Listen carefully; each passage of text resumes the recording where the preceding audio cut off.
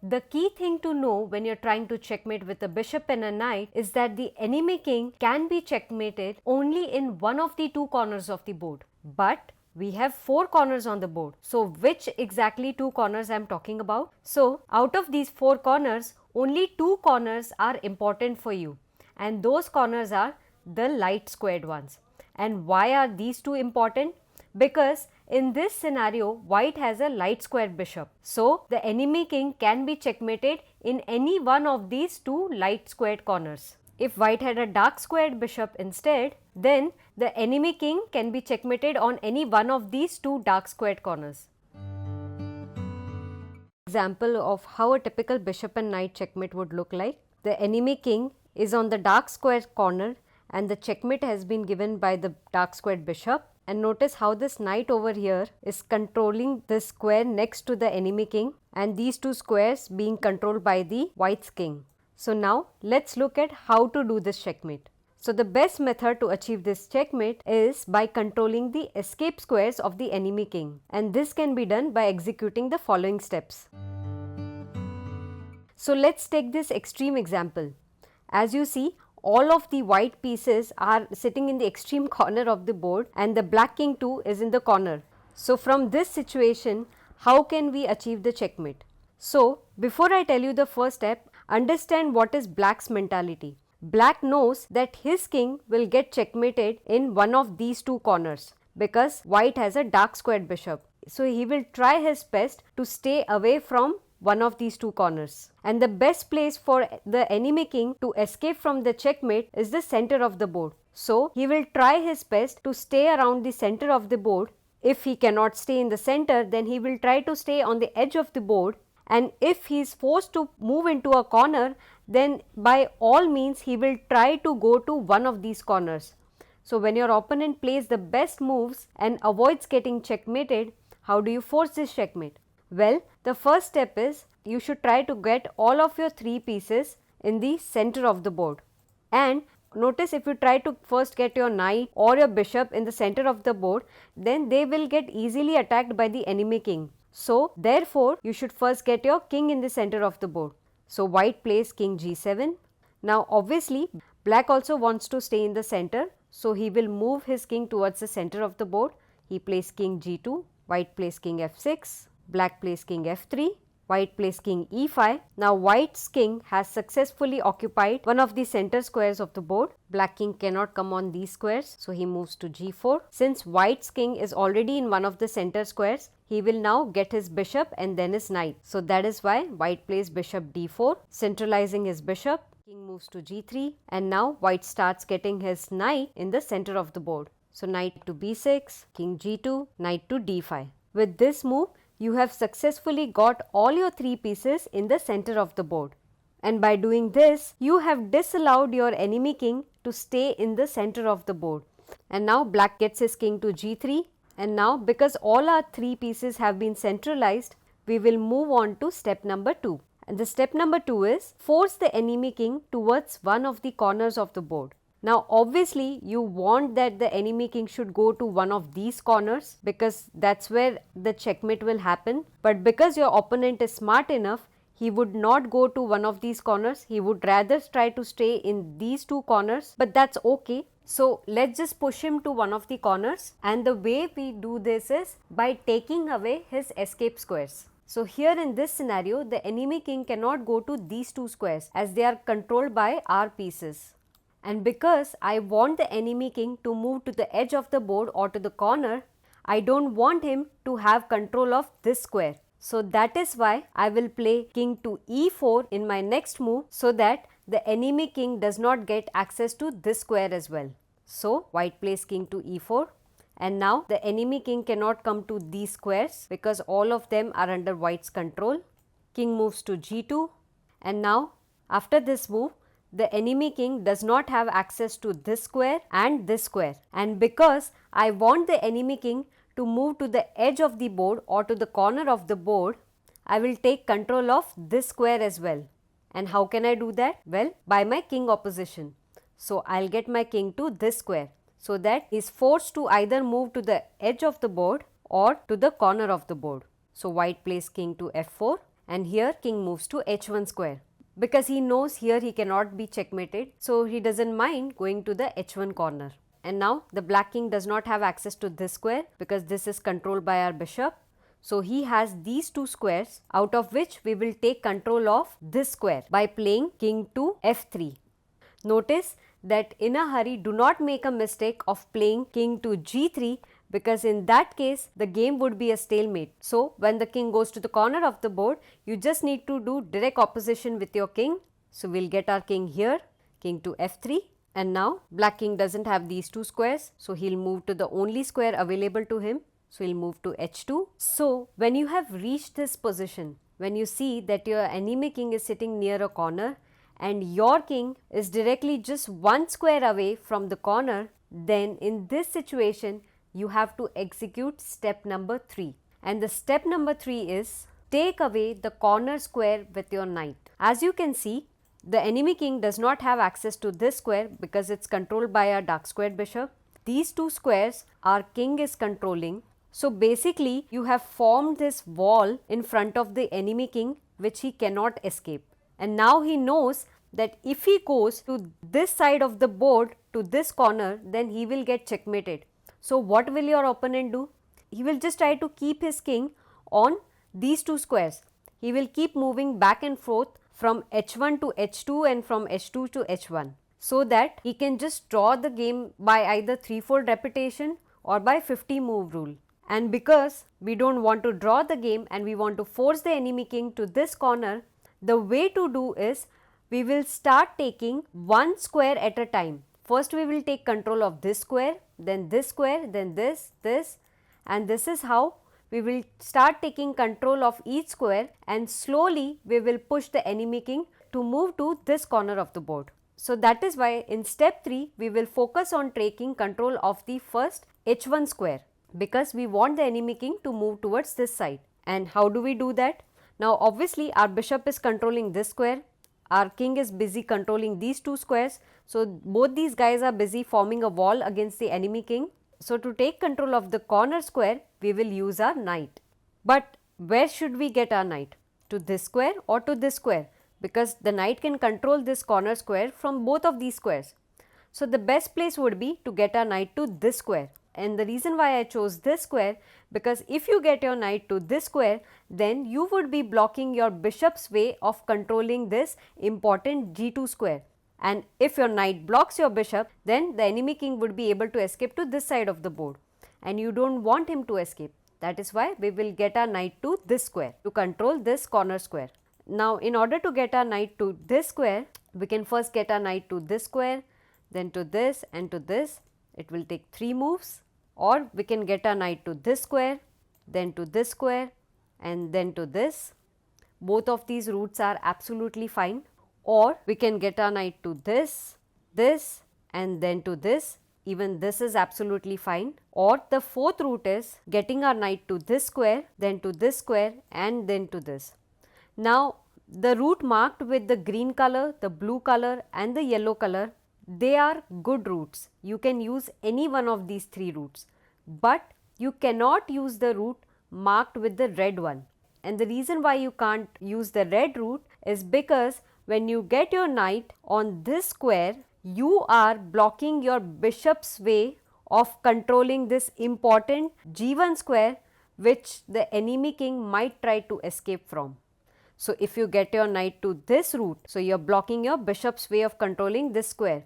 So the enemy king will be easily able to escape to this side of the board, which you don't want. So that is why you can choose all of these routes, or even this one. You can choose any one of these routes, but not the one which tries to block your bishop's control of this important square. So let's play our knight to one of these squares. Let's get our knight to f6 square. And now since the enemy king cannot cross this wall, he moves to h1 because he doesn't want to go to that side of the board. That's obvious. So he goes back to h1. Now we will get our knight to e4, king moves to h2, and now knight to g3. And see how successfully our knight has taken control of the h1 square.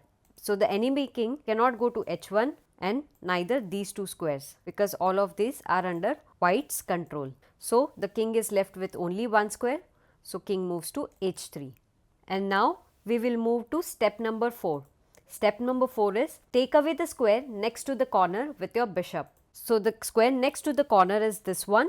So you need to take control of this square as well, so that the enemy king doesn't go back to this square. And the way we can do this is by playing bishop to g1. Notice that now we have taken control of this square as well. All of these squares are under white's control. So now the enemy king cannot come back to this side of the board. He is forced to move to the h4 square. Now once you have taken control of the corner square and the square next to it, it is now time to execute step number 5. And the step number 5 is you start the W maneuver with the knight without letting the enemy king escape. So what do we mean by W maneuver? So you have to maneuver a knight in the shape of a W. So you will move your knight in the direction of W. So 1, 2, 3, 4. So this zigzag movement that you see looks like the letter W. So we will move our knight in this formation to force the enemy king to move to this corner of the board. But if we just follow the W one by one, then it would not help because this would be a draw. So you don't have to blindly follow the W formation. So while you will focus on playing your knight in a W formation, after each enemy king's move, you have to stop and analyze whether you have to move your knight or you have to move your bishop or your king to make sure that the enemy king is not able to escape to the middle part of the board. So from here we will start the W maneuver. So first we will move our knight to this square. So knight to e4, and with that we have formed a wall against the black king which he cannot escape. Now here black king has two options. Either he can move to h3 square or he can move to h5 square. Let's see both the cases one by one. So if he moves to h3 square, then notice he is still behind a wall formed by the white's army. So we will move our knight in the W formation to take away this h3 square as well. So we will get our knight to this square. So knight to g5 check. Black king cannot move to these squares now. He is forced to move to the only square available, and that is king to h4. Notice the black king cannot move to these squares and our knight is under attack. So we will move our king to f4, protecting this knight and also keeping that wall against the black king. King is forced to move to h5 now, and notice he cannot come here because that is under our control, but now he can go to any one of these squares. And ideally you want the king to stay on this edge of the board and not escape to this square. So that is why we will take control of this square with our king. So we move our king to f5, forming a wall against black king. The black king obviously has now two options. Either he can go to this or this. Now if he moves towards this square, then he is just making our life easier because he is moving towards his dark squared corner of the board. So in most cases he will try to go back to h4. Notice he cannot go to these two squares now because they are still under our control. So now we will take away the control of this h4 square and this square with our bishop. So we check the king with our bishop. Now he cannot go to any of these squares. He is forced to move to h5. And here as you can see, the black king is still inside a wall which he cannot cross, and we want the black king to move to this square, and we doesn't want our pieces position to change now. So that is why we will play a waiting move, and here in this situation that waiting move can only be played by our bishop, because if we move our king or the knight, then that would change the situation. But if we move our bishop either to this square or to this square, then it will not change the black king's wall on the board. So we can play bishop to g3. The black king is still inside the wall. Now he is forced to move to h6. Obviously now here the black king is actively looking to escape via this square and come to other side of the board and waste your time, and you don't want that to happen. So now here we will continue the W maneuver of the knight. So the knight will come here, and then here the knight comes to this square, and by playing this move, white has again formed a wall against the black king. Obviously the king doesn't want to go to this side of the board. where he will be checkmated. So, he comes back to the h5 square, but that is okay because now we will complete the W maneuver of the knight. So, knight comes to g7 and checks the black king. The black king cannot go to these squares, all of these are under white's control. So, the only square left for the black king is the h6 square. He is forced to go to the h6.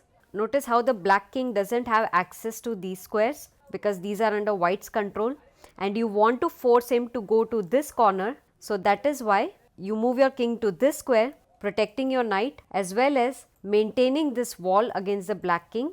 King is forced to go to the h7 square. Now, obviously, he does not want to go into the corner. So, he is looking forward to escape via these squares, and you do not want him to escape. So, you will block his escape square by your king. The black king is again inside a wall. So, he has access to only these two squares. Obviously, he does not want to go into the corner. So, he will come to h6 square. The black king does not have access to this square and this square. So, he is looking forward to escape via this route now. So, we will take control of this square by our bishop. So, bishop f4 check. Now, all of these squares are not available. The king is forced to move to h7 square, and once you reach this position where you see that your king is controlling all these squares in front of the enemy king and your bishop is controlling this escape square of the enemy king. So, the enemy king has just the corner square and the square that it is standing on. Then here in this situation, it is time to get your knight to a square where it will now help to deliver the checkmate. So, obviously, the king will be checkmated in this corner, and that checkmate will be delivered by the bishop. The king is controlling these two squares and this square. So, the only square which you want to take control of is the h7 square with your knight. So, let us get your knight to this square and then to this square so that it can control the h7 square. So, we will move our knight to the e6 square. King is inside a wall. So, he moves to the corner. And now, do not be in a rush to play this move because otherwise you would stalemate this game. Whenever the king reaches the corner of the board, please be careful and do not be in a rush to play your moves.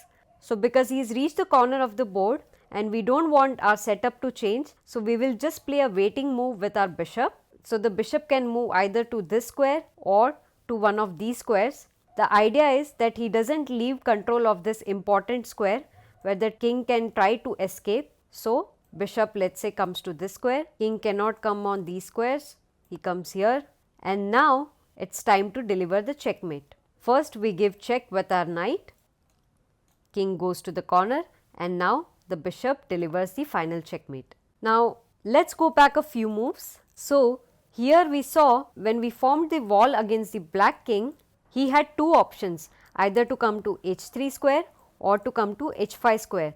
So, we already saw how we can deliver the checkmate if he comes to the h3 square. Now, let us see how we can deliver the checkmate if he comes to the h5 square.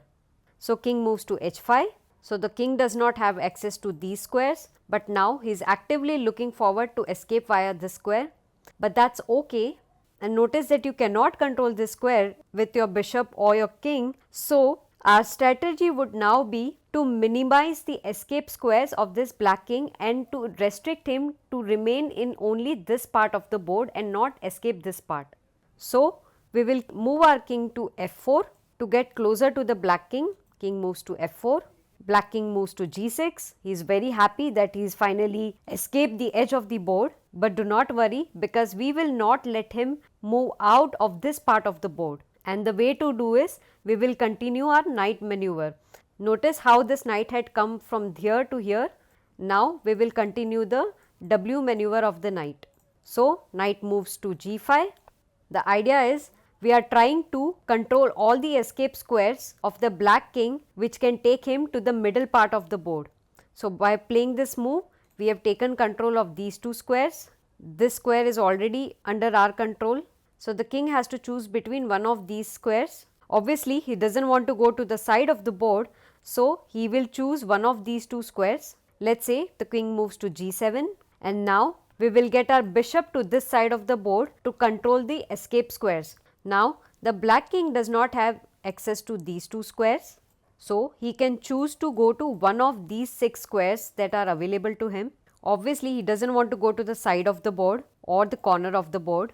Also, he doesn't want to come near to our king, and this square is very much nearer to the checkmating corner.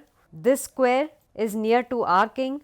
So, his idea would be to escape via this square, because then white would have to waste a lot of time again to push the enemy king towards this side of the board. So, that is why we will take control of this green circled square with our bishop now.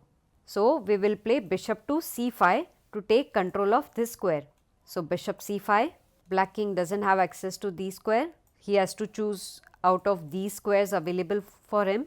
Obviously, he doesn't want to move to the side of the board or the corner of the board. So, he plays king f6, but that's okay, because as you see, our pieces are controlling the escape squares of the black king. So, by getting his king to the f6, so the king has access to only these two squares. So, let him go to one of these two squares, because both of these squares are near to the dark squared corner of the board. So, what should we move then? Well, here white should just play a waiting move, trying to maintain this wall that white has created against the black king. So, the waiting move would be played by the bishop. So, we can get our bishop here.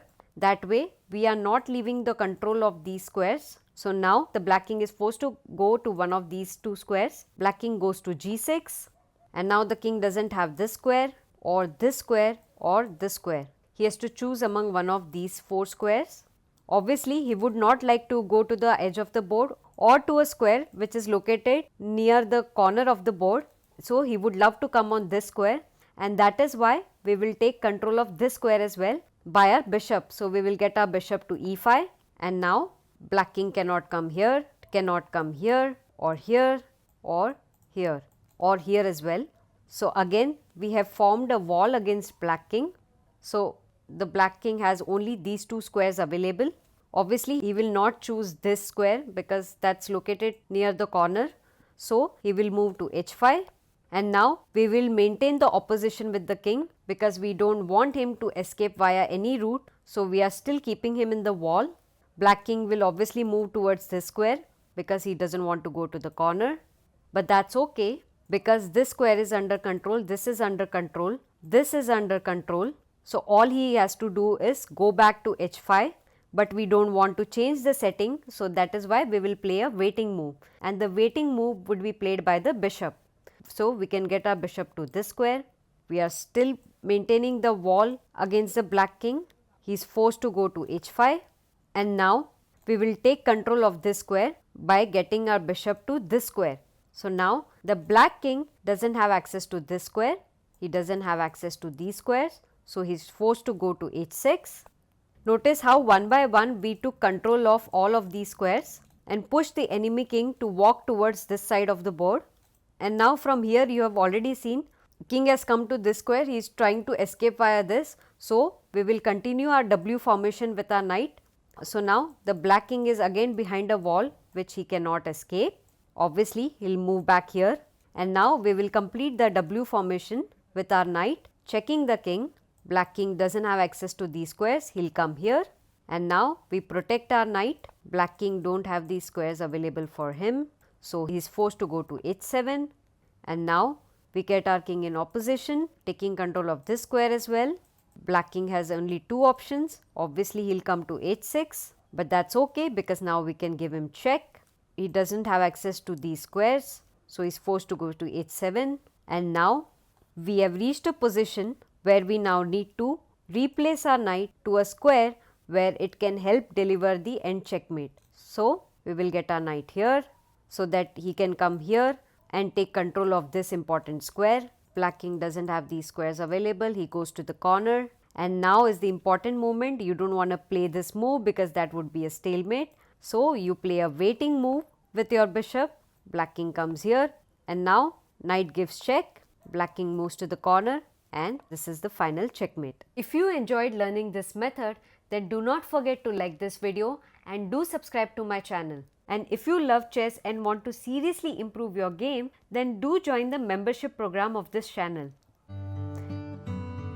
Here it is white's turn to move in the game. What should white play now? Let me know your answers in the comments box, and I'll see you in the next video. Till then, keep learning, keep practicing.